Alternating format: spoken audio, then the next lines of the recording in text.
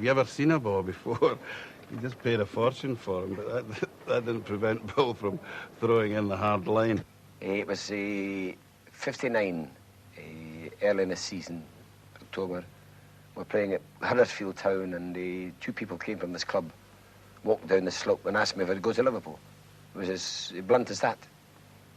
And a few months later, it came to pass. That was it.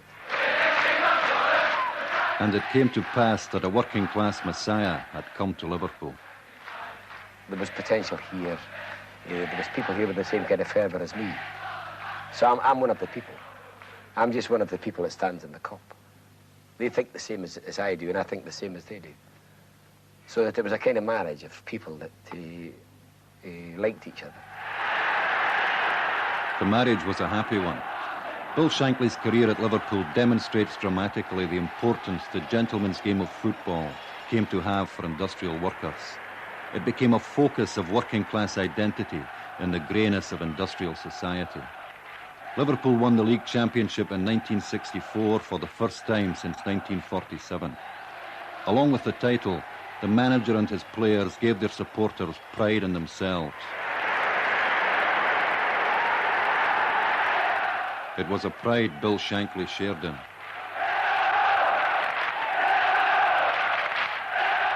He was always boasting his own club.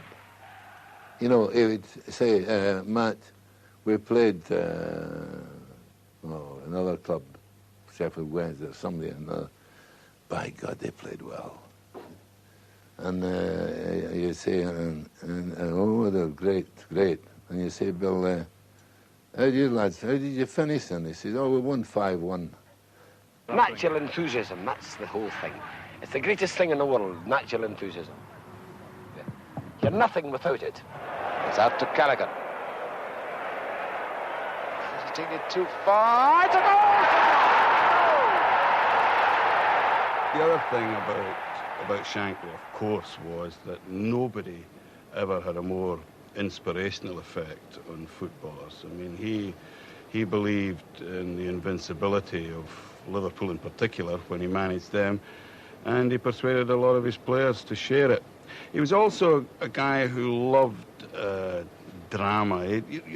A lot of that legendary comment that Bill came out with, a lot of these utterances that have gone into the lore of the game were obviously calculated. I mean, he was brilliant with his spontaneous line, but he had no prejudice against lying in his bed at night thinking up a few. I think that if a man needs who's playing in front of the public is being well paid, and he doesn't dedicate himself to the job, I would be hard on him. If I could, I'd put him in jail. He never had a day's illness. He never smoked. He never drank. He once came in. We'd been training, and he used to do all the training himself. He used to do all the five-a-sides. He used to run round with us, and I can see him now. Honest, I can. It brings tears. You can see him now running round with you. He didn't want to appear weak in any way, and he'd be running with you, and he'd be laughing and joking with you. And we've got in at the end of the training light, and he's walked in and he says, "You know something, boys? When I die, I want to be the fittest man ever to die." I deal with everybody as I think fit in my own mind, and whether they like it or whether they don't doesn't make any difference to me. But I think the study of human nature, that's the main thing. I mean, every player that comes here, from the day he steps in here, the minute he steps in here, he's being watched, he's being scrutinized. And then we're reading him like a book. Then in a month's time we may know everything about him, all his weaknesses and all his strengths. So from the day he comes in here, if he thinks there's nobody watching him, he's got a surprise coming to him. Shanks' army, this Liverpool side, swarming forward now. Hall. Keegan! Goals pay the rent, and Keegan does his share. Shanks could never, ever handle cheats. I had thousands of grievances with Shanks, but if you came out and faced him with them, then fine. It was over and done with. He said his point of view, you said yours. You did what he said, and it was over and done with. But at least you got it out. At least you got it out, and you'd said it, and Shanks respected for you. Highway, Liverpool showing them party pieces. He wasn't offside, Smith. Yes! A team that had been forged in the heat of Bill Shankly's nature was always likely to learn the habit of success. Under his managership, Liverpool won 3 league championships and 2 FA Cups. But the same refusal to compromise that had created the team caused him to leave it disappointingly early. In 1974, he resigned in favour of Bob Paisley. I think he made a mistake in allowing people, provoking people indeed, to the point where they were able to remove him from the game. And I think it was a tragedy for all of us, and I think quite clearly it was a specific tragedy for Bill. Keegan. Under Bob Paisley, Liverpool won the European Cup in 1977, heralding the most successful era in the history of the club.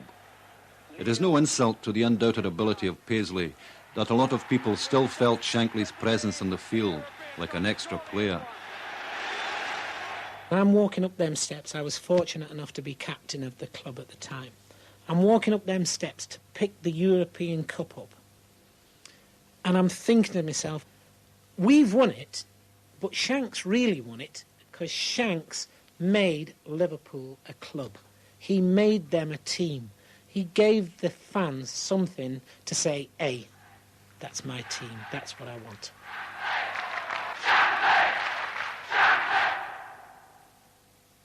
When Jock Stein was playing with Albion Rovers, many people might have thought he was just another player, but he had qualities that would make him utterly outstanding as a manager. Oh, it's inborn. He's a natural man. Come on, Frank. Come on, Frank. He's a natural leader of men, and he's a sensible man. He's a fiery man as well, of course, as you know. But he's got ability, and he's able to convey that ability to other people. You understand? Oh, don't carry it. And they respect him because he knows what he's talking about. Push it a bit distance. So he's just a natural champion. Like Benny Lynch was, a natural champion. Stein's a natural champion. Come on, Jim. Come on. Oh, come on. It's debatable if there's ever was a better man. Give you a five. Oh, yes, I think that, God, it sounded a bit like me, didn't it? Oh, yes. Better not start impersonating him or he might come back and deal with us. But, he was just on his own, wasn't he, the big man? And, I mean, I think those men we've just mentioned were great men, and Jock wouldn't want to be called anything other than their equal. But in terms of managing football clubs, I think that he was a repository of all the essential qualities, the hardness, the understanding, the deep perception of the game, but the deep perception of players. His return to Scotland from the Welsh team Llanelli gave him cup honours with Celtic. It also accidentally prepared the way for what was to be his real contribution to football. I was fortunate enough. I got a bad ankle injury here, which was possibly the best thing that happened to me. An ankle injury which bothers me even yet. And I was conveniently pushed in to look after the reserve team. Maybe it would just create a job that was created for me, but it turned out good for Celtic and it turned out good for me. As manager of Dunfermline, he took his club to victory over Celtic in the Scottish Cup final of 1961. After moving to Hibernian, he returned to Celtic Park as manager. The reason me coming here was at that particular time I had a good offer to go to England, and I discussed it with the chairman of Celtic at the time, and he said out of the blue, how would you like to come back? Well, I didn't think it would work because Celtic had never, I don't think I have ever worked really with a manager having full say. But I was assured that I'd be given full control of the side. Well, it was totally revolutionary, and I mean in the nice sense, because all of a sudden football became important. He talked about it, he encouraged people to express themselves, and all of a sudden he gave people belief in themselves. And from being a whole lot of talented individuals, he started to put a unit together that could work for each other and with each other, and obviously within a very, very short time developed into a real powerful team. Who's suddenly got his score? If he's got useful players and he trains them the right way and he gets them all to do what they can do, well, if he gets them all to do well, the little things they can do, and he merges them all together, it's a form of socialism.